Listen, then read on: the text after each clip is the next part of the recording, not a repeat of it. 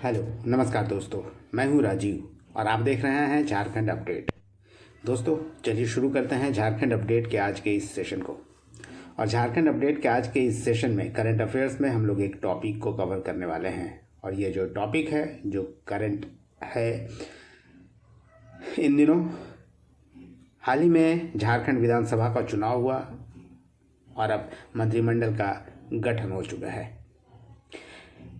इस मंत्रिमंडल में किन किन लोगों को शामिल किया गया है, किन किन को पद और गोपनीयता की शपथ दिलाई गई है, कितने मंत्री इस कैबिनेट में शामिल होंगे, इन सभी चीज़ों को इस सेशन में जानेंगे और इससे संबंधित कुछ पॉइंट्स को भी हम लोग ज़रूर देखेंगे इस सेशन में।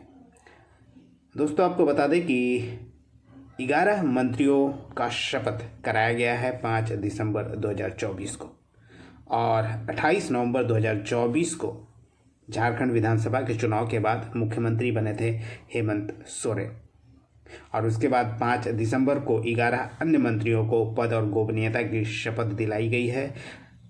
झारखंड के राज्यपाल संतोष कुमार गंगवार ने इन सबों को पद और गोपनीयता की शपथ दिलाई।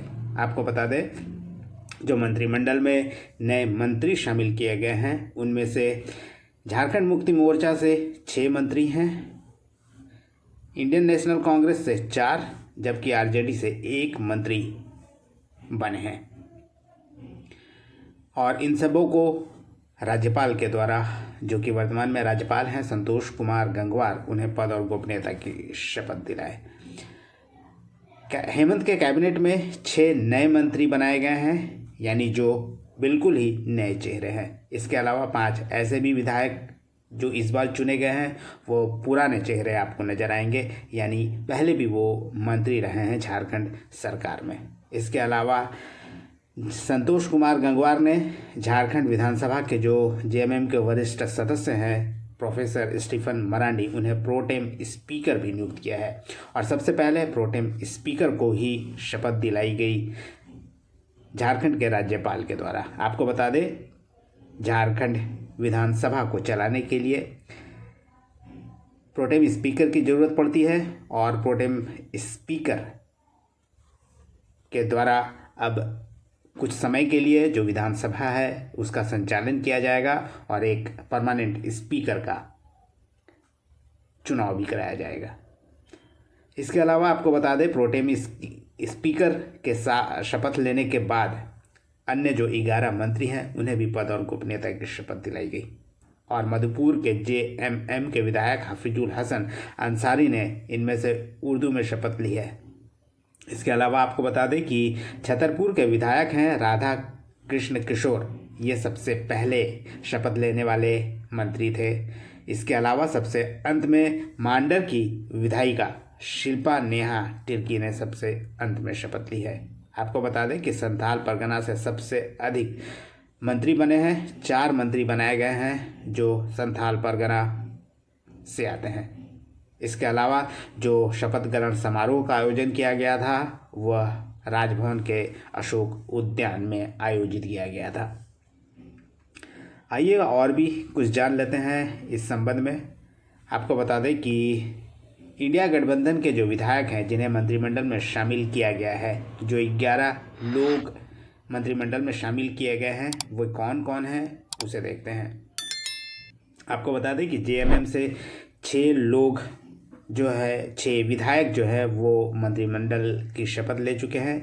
इनमें से पहला नाम है जो झारखंड मुक्ति मोर्चा के हैं, वो दीपक बरुआ है। ये पश्चिमी सिंहभूम के चाईबासा से एमएलए चुने गए हैं। वहीं रामदास सोरेन घाटशिला से विधायक चुने गए हैं, जो कि पूर्वी सिंहभूम जिले में स्थित एक विधानसभा क्षेत्र है।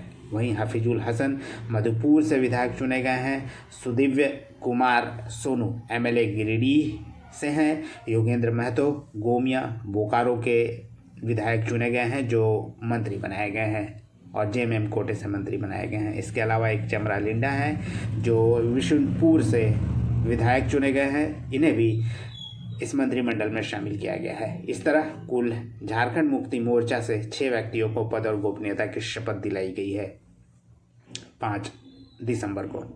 वहीं इंडियन नेशनल कांग्रेस की बात करें तो इंडियन नेशनल कांग्रेस के 4 विधायक को मंत्री बनाया गया है, जिसमें से दीपिका पांडे सिंह है जो महागामा से विधायिका चुनी गई हैं, इरफान अंसारी हैं जामताड़ा से विधायक हैं, राधा कृष्ण किशोर छतरपुर पलामू से विधायक हैं, शिल्पा नेहा तिर्की जो कि एमएलए बनी है इस बार रांची मांडर विधानसभा रांची से, इन्हें भी पद और गोपनीयता की शपथ दिलाई गई है मंत्री के तौर पर। और ये चारों